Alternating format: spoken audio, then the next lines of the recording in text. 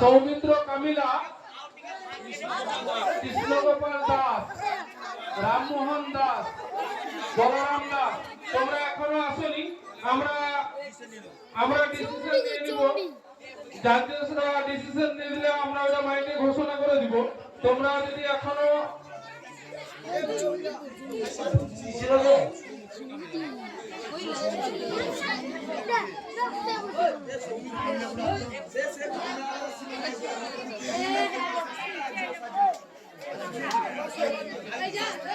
তোমরা স্টেজের নিচে যারা পাগল আর এসে দিচ্ছ, তোমরা স্টেজের উপরে যাও। স্টেজের উপরে গিয়ে পারফরমেন্সগুলো দেখাও।